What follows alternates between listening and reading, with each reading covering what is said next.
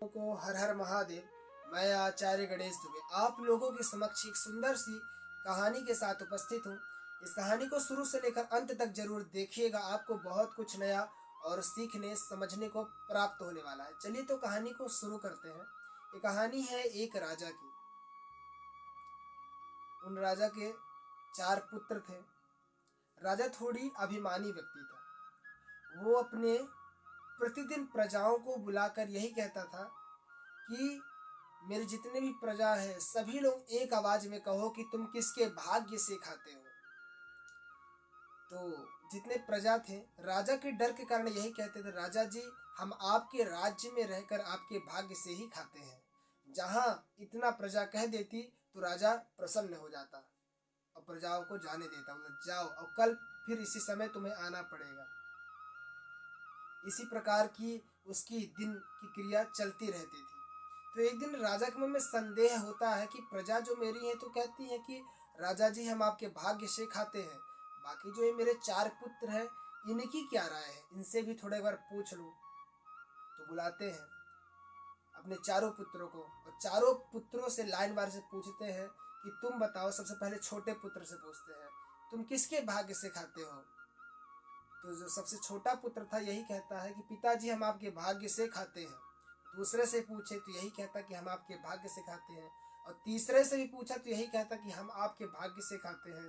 बाकी जो चौथा पुत्र था जब उससे राजा जी कहते हैं कि तुम किसके भाग्य से खाते हो, तो चौथा पुत्र कहता है कि पिताजी मैं अपने भाग्य से खाता हूँ।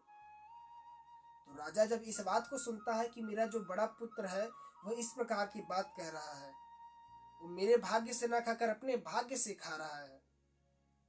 वहां पास से सैनिकों को बुलाते हैं राजा कि ये मेरे बड़े पुत्र को आज से इस मेरे महल में इसका प्रवेश वर्जित है, इसे अब आने मत देने से बाहर निकाल दो, आज से अपने भाग्य से खाएगा। उसे बाहर निकाल देते हैं। वह फिर भी उदास नहीं होता है, बाहर जाता है। बहुत दूर चलते चलते एक बट वृक्ष पड़ता है। उस बट वृक्ष के पास जाकर बैठता है। जब बैठता है तो देखता कि यहाँ इतनी ज्यादा गंदगी क्यों है। पत्ता कूड़ा डस्ट सब कुछ वहां पड़ा हुआ था। तो जो बट वृक्ष की जो जड़ थे उस जड़ को निकालता है, तोड़ता है वहां पास से, और उसके झाड़ू बनाकर वहां पे सभी जगह साफ सफाई को करता है और फिर वहां पे बैठता है।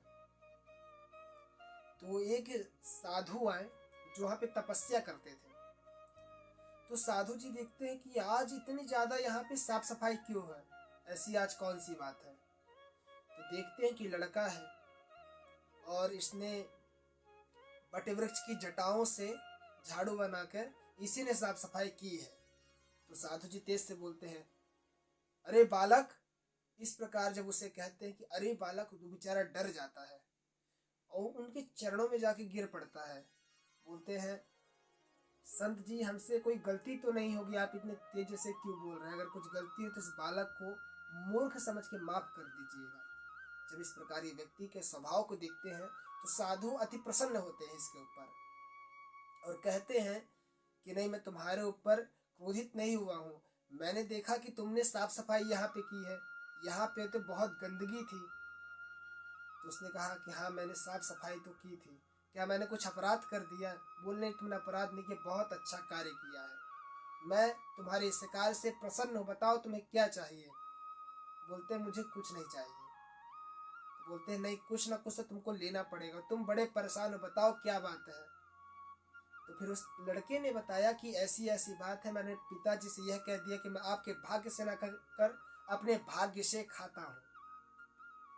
तो साधु जी ने कहा कि तुमने बहुत अच्छी बात कही है, सभी लोग अपने भाग्य का ही खाते हैं, कोई किसी के भाग्य का नहीं खाता। तो साधु जी उसे एक वरदान देते हैं, तुमने यहाँ पे साफ सफाई करी, यहाँ पे मैं तपस्या करता हूँ, तुमने यहाँ पे साफ सफाई करके तुमने मुझे प्रसन्न किया है, जाओ मैं तुम्हें वरदान देता हूँ कि जो तुम्हारे पिताजी का महल है उससे दुगना बड़ा तुम्हारा महल होगा। और उसे आशीर्वाद देते हैं और उसे महल की भी प्राप्ति होती है, उसके शादी विवाह सब कुछ हो जाता है। ऐसे ही कुछ वर्ष व्यतीत हो जाते हैं उसके आनंद में। एक दिन क्या हुआ, वह भंडारा करवाता है। तो उस भंडारे में सभी लोग मतलब कि हर एक प्रकार के व्यक्तियों का निमंत्रण था, पूरे मतलब राज्य का निमंत्रण था।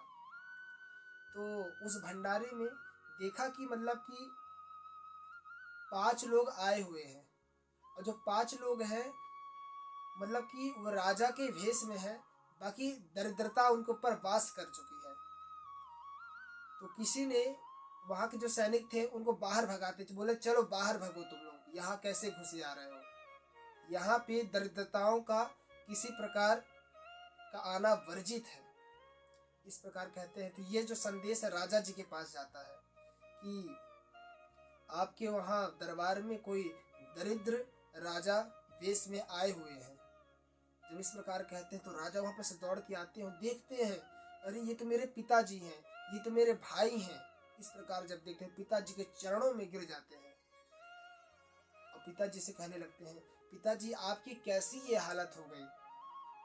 तो पिताजी कहते हैं कि बेटा तूने सही कहा था कि सब लोग अपने भाग्य का खाते हैं, देख आज तूने अपने भाग्य का खाया तो मेरे से भी दुगना बड़ा महल तेरा है, और आज हम लोग ये सब मेरे भाग्य से खाते, आज ये लोग दरिद्र हो चुके हैं। तूने बात सही कही थी, ये तो मेरे अभिमान के कारण आज मैं इस दुर्गति को प्राप्त हुआ हूँ। तो पिताजी को अंदर ले जाता है, भोजन पान कराता है और अच्छी सामग्रियों को देता है कि पिताजी पुनः राजप्रद में आवेश होता है उनका। तो पिताजी कहते हैं इस पुत्र को कि तूने बहुत अच्छी बात कही थी, काश मैंने वहीं पे समझा होता, और देख यही तेरे तीन छोटे भाई जो है ये समझ नहीं पाए और आज मेरे साथ दरिद्र बन के घूम रहे थे। आज अगर तू न मिला होता तो हम लोग दरिद्र बन के सदा सदा तक घूमते रहते।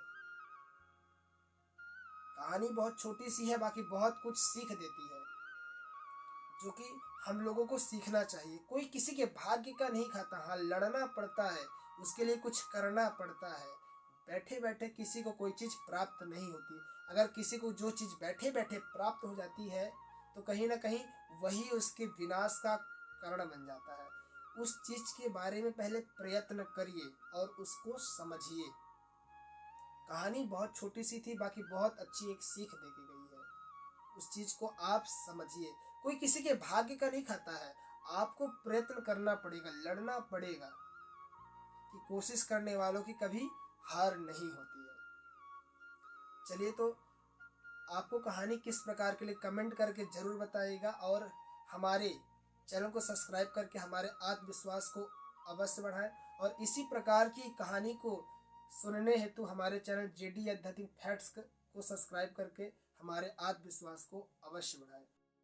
लोगों को हर हर महादेव।